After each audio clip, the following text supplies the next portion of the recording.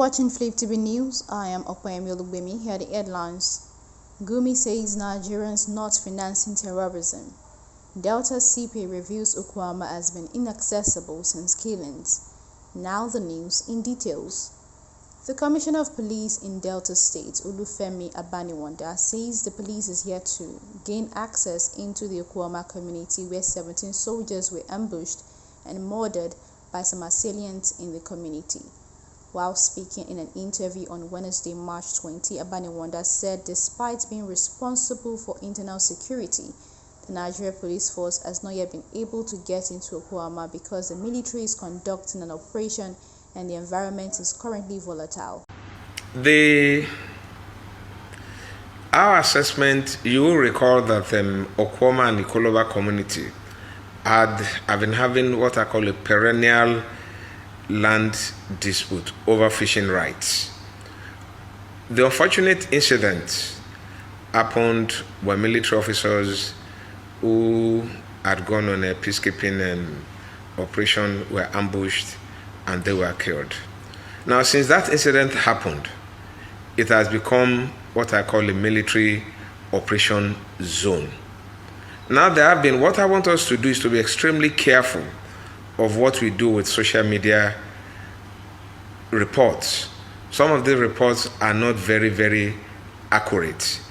We have not been able to move into this community. Yes, it is our responsibility as a primary line of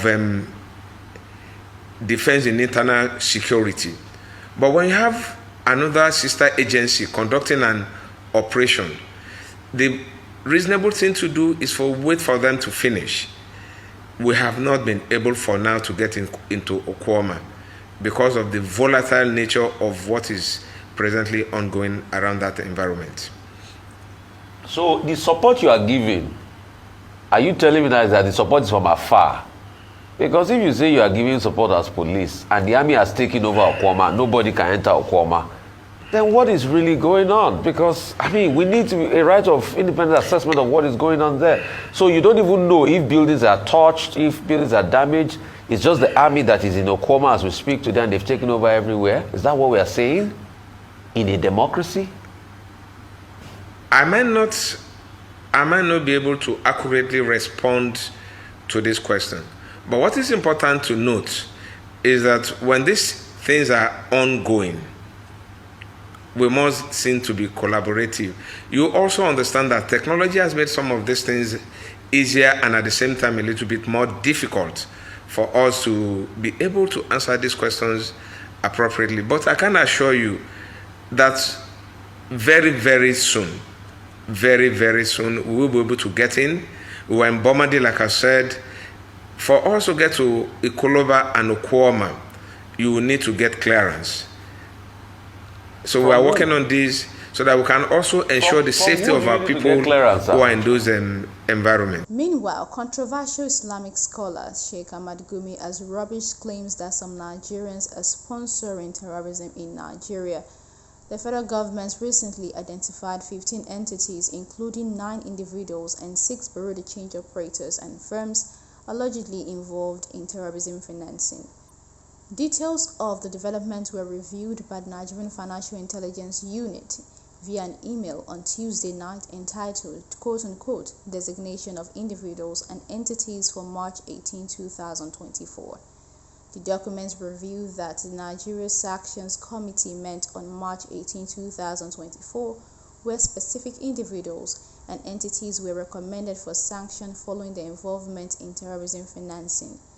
Top of the list of individuals named in the document was Gumi's ally and Kaduna-based publisher Tukumamu, who is currently being tried by the federal government for allegedly aiding the terrorists who attacked the Abuja-Kaduna train in March 2022. Reacting to the news, Sheikh Gumi said it's only the court of law that has the right to declare anyone a terrorism financier. He claimed that no Nigerian will finance terrorism, adding that the terrorists are financing their operations with monies made from ransom collected from kidnapped victims' families. Sheikh Gumi had recently revealed his intention to dialogue with bandits who abducted about 287 school children from Kuriga Government Secondary and LEA primary schools in the Chikun local government area of the state. Gumi said this in a bid to facilitate the release of the abducted school children should President Bola Ahmed Tinubu give him the opportunity to negotiate. According to the prominent Islamic scholar, Tinubu must not repeat the mistake made by former President Muhammadu Buhari, who refused to dialogue with bandits. Bandits had invaded the Kuriga area of the Chikun local government area of Kaduna State, shooting at their victims before taking away at least 280 of the pupils and teachers from both schools.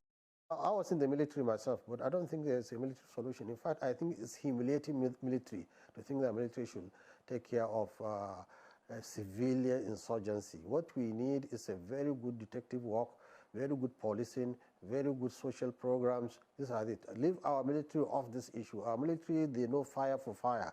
It's a question of firepower. And these people don't even have that firepower. They hide behind civilians and do whatever they do. So let us not humiliate and disgrace our military. This is not their job.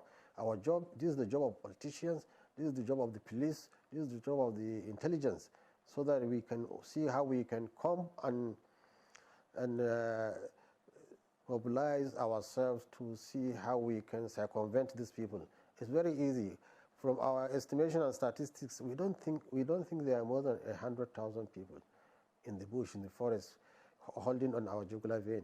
We can do it, but not by kinetic means, by ways in which they can feel safe, as we want to be safe too. Okay. That's it on the news. For more updates, do subscribe and turn on your notification bell. Gumi reporting. Thanks for watching.